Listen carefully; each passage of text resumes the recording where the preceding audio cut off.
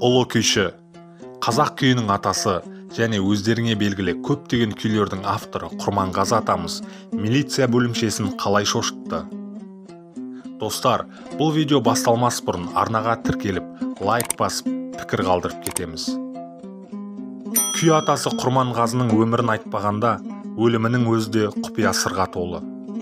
Соның бірі Құрманғазының мүрдесін қазуға байланысты. 1967 жылы атақты Герасимовтың шәкірті антрополог Ноэль Шаяхметов Құрманғазының қабірін ашып, ел аузында айтылып жүрген аңызға сай, алдымен иесімен бірге көмілген атының басын және Құран кітабын табады.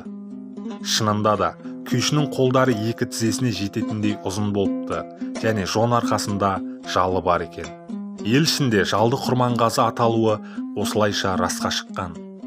Күйші Есір Айшуақұлы жалды қара күйін осы Құрманғазыға арнаған. Ал Құрманғазының қазіргі бізге таныс портреті күйшінің бас сүйегіне қарап салынған. Ұлы күйшінің дене сүйектері Алматыға зерттелу үшін әкетіліп, шеберхана мен мұражайда біраз жылдар жатып қалады. Өткен ғасырдың 80-ші жылдарында ғана қайта жерлеу үшін күйші сүйегі Атыраудан Астраханның Алтынжарына қарай апарылады. Күздің жауын-шашыны кедергі болып, сүйекшілер жолда аялдап, күйші денесін аудандық милицияның арнаулы камерасына тапсырады. Өздері бір үйге қонаққа кетеді.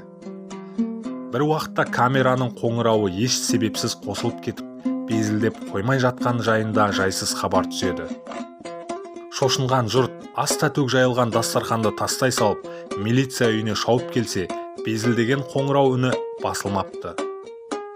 Амалсыз мүрде жатқан оңаша бөлмені аштырады. Ешкім тимеген, құлып та, кілт те орнында. Камера қайта жабылып, есік қайыра құлыпталынады.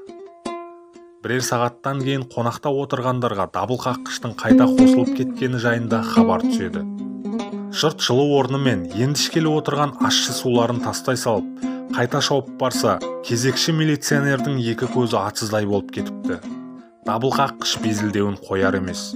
Мүрде жатқан есікті ашса, қоңырау үні сап тыйылады. Бұл тегін емес, тездетіп мәңгілік мекеніме жеткізіңдер деп, әруақтың мазасызданып жатқаны ғой деген шешімге келген жұрт, милиция бөлімшесінде таң атқанша көздерін ілмей, күйші сүйегін күзетіп шығады.